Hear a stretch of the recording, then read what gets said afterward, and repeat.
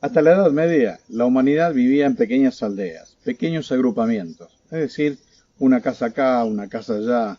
Era poco lo que el humano se agrupaba. El momento de agrupación social, de agrupamiento social, eran fundamentalmente las fechas religiosas, las fiestas patronales, recién ahí se veían.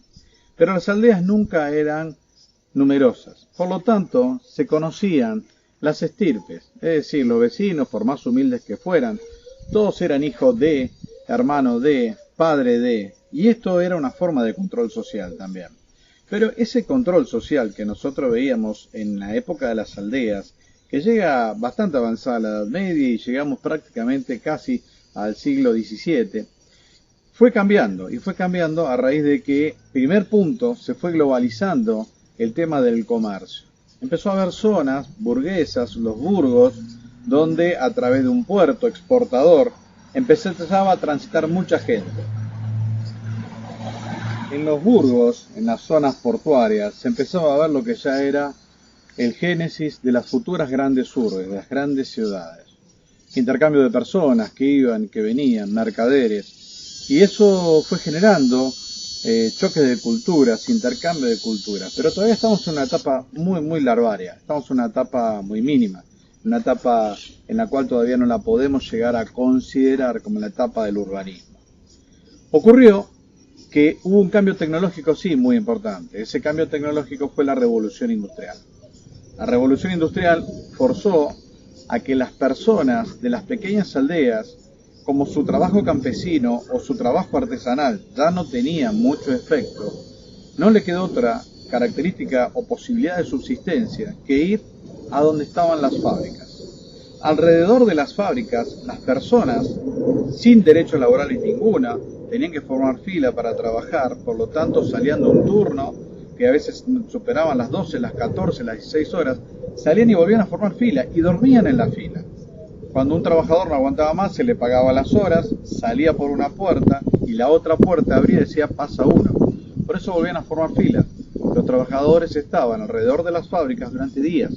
Sus familiares le iban a llevar comida y los iban a ver ahí a la salida de la fábrica mientras formaban fila para reingresar. Ojo, en esta explotación no solamente fueron hombres y obreros, también fueron explotadas las mujeres y fundamentalmente los chicos. Los chicos eran usados sobre todo en las fábricas textiles, que era la primer gran parte de la industrialización, lo más extendido que había, porque al ser chiquitos podían poner las manos en algunos lugares y muchos chicos morían en esas máquinas que los terminaban lapidando. ¿Qué ocurre ahí?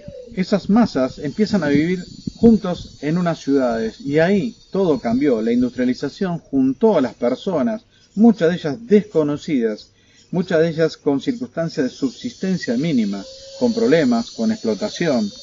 Y lo que estábamos viendo ahí era el génesis de qué. Estábamos viendo cómo de esa manera se formaban las masas. La revolución industrial comenzó por los telares.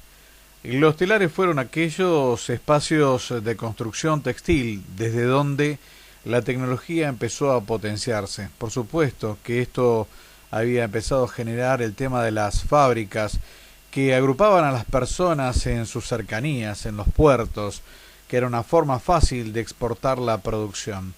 En los pueblos donde todavía se paseaban ovejas, de golpe empezó a aparecer la fábrica. Fíjense, la fábrica ya es parte de ese decorado, está ahí inmiscuida, se metió en la vida personal, luchando con la vida campesina y por supuesto en una batalla en la que iba a ganar.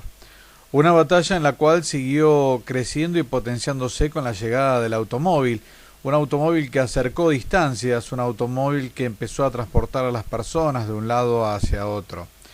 No cabe duda que el automóvil no solamente era un elemento de transporte, sino que allí fueron alimentos, personas, comercio, cartas.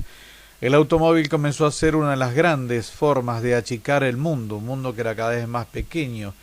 Y sin duda alguna el ferrocarril completaba esta frase. Los motores de vapor trasladados a la industria ferrocarrilera cambiaba geopolíticamente el mundo. Se empezaba a hablar de la globalización. Una globalización que con el ferrocarril era continental, pero que luego el barco potenció para que esta globalización fuera global y los inmigrantes fueron el elemento humano que le dieron el componente definitivo. Grandes masas de humanos empezaban a ir de un lado al otro, campesinos que se conocían en el barco de distintos pueblos, llegaban a las ciudades y se agrupaban. El barco llevaba y traía no solamente mercaderías, el barco juntaba a la gente en el puerto, el barco era la salida, la ventana al mundo. El barco achicaba definitivamente el espacio geográfico, por supuesto un barco que no solamente trasladaba a las personas a recibir a sus seres queridos que también inmigraban. El barco achicó a tal punto las distancias que cuando el barco partía, cuando el barco volvía al puerto a buscar originalmente más mercadería, lo que quedaba en la superficie, en los puertos, era la gente. Y esa gente fue conformando la masa, masas heterogéneas, masas que iban a provocar la gran revolución, y no la industrial, sino la social. ¿Qué pasaba con los agrupamientos urbanos? Personas que estaban separadas, de golpe, están juntas. Analicemos cada uno de nosotros cuando estamos solos, tenemos un tipo de conducta. En cambio, cuando estamos con otras personas, actuamos de otra manera. Esto empezó a generarse alrededor de las fábricas. Se crearon nuevos agrupamientos urbanos, muy lejos de toda planificación, con grandes problemas de hacinamiento, de falta de trabajo, condiciones sanitarias mínimas. Es decir, todo empezaba a ser hostil. Había un mundo hostil, había un entorno hostil en el cual ese aldeano, artesano o campesino pasivo, generalmente propenso a recibir, digamos así, los mandatos de su líder religioso local, pasaba a ser alguien que estaba peleando día a día por su subsistencia. Y peleando día a día en su subsistencia en una forma bastante violenta. Por eso, justamente uno se plantea, ¿a dónde llevó esto? Llevó a que esa sociedad, que en un primer momento, reitero, había una heterogeneidad de gente que había nacido y se había creado en una aldea y pasaba a vivir en una ciudad, pero empezaron a estar los hijos de esos aldeanos, ahora urbanos, o citadinos, como se les podía decir, se criaban en patios reducidos, en patios de conventillos, en calles difíciles. Entonces ya esa forma de ser de ellos era muy distinta, radicalmente distinta, muy lejos de toda pasividad. Nos encontrábamos entonces ante un universo de personas que estaban siendo ya, ahora sí, personas que podían empezar a pensarse en el ámbito de la discusión. Vamos a llegar así, entonces, con la formación de las masas, llegamos al siglo XX, que es lo que vamos a ver en otros videos. Por ahora tengamos este concepto. Las masas se fueron formando en el siglo XIX y de esta manera la revolución industrial fue consolidando un mercado consumidor, concentrados sus consumidores, concentrados sus trabajadores, pero esos grupos urbanos, humanos, pasó a ser distinto.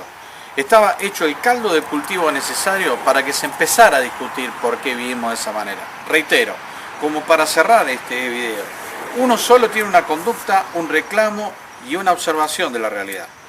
Pero cuando esa observación es colectiva, cuando veo que el de al lado está igual, cuando veo que el otro está igual, el vamos a tener que cambiar esto, cambia radicalmente esto.